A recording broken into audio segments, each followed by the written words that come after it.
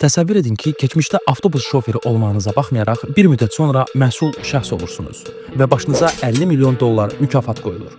Hakimiyyətə gəldiyiniz ölkədə milli valyutanızın dəyərini o qədər öldürmüsünüz ki, cəmaət əskinazları tualetdə istifadə etməyə başlayır. Dostumuzun başına dönər ayran mükafatı qoyulanda hamı onu satmağa yer axtarır. Göründü bu yetimin başına bu qədər pul qoyulubsa, başına necə oyunlar açıla bilər? Bəli, daha diqqətli olanlar başa düşdü. Söhbət Nicolas Maduro'dan gedir.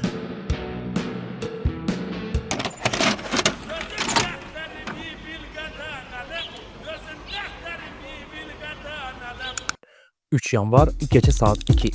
Maduro bəlkə də yuxusunda növbəti seçkidə necə qazanacağını görürdü. Birdən pat! Bütün Karakas qaranlığa qərq olunur. Maduro elə bilir ki, yenə transformator partlayıb, yatağından qalxır ki, elektriki fazlasın, amma yox. Bu dəfə transformatoru Amerikalıların kiber şəfə qulaqları söndürüb. Delta Force qapını yox, divarı dağıdıb içəri girir, mühafizəçilər isə hələ də qaranlıqda fanar axtarırlar. Maduro otaqda yoldaşının seçkilər qabağı hədiyyə etdiyi pijamada və əlində bir stəkan isti südlə tutulur. Və onun səssiz bir şəkildə evindən qoparıb aparırlar.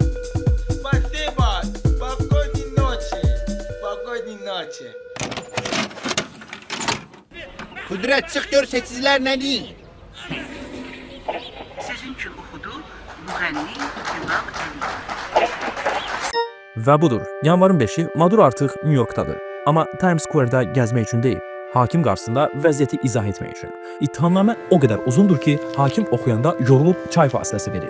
İttihamlar arasında narkotik vasitələrinin birbaşa satılmasından tutmuş, vaxtı ilə Venezuelada neft çıxaran özəl şirkətlərin paylarının alınmasına qədər hər şey var. Beləliklə, bir dövrün sonu çatdı. Bu arada Venezuelada indi yeni iş yeri açılıb. Diktator axtarılır, maaş yaxşıdır, amma Amerikanın işıqları söndürmə ehtimalı var. Videonu bəyəndinizsə abunə olmağı unutmayın. Öptüm. Bye.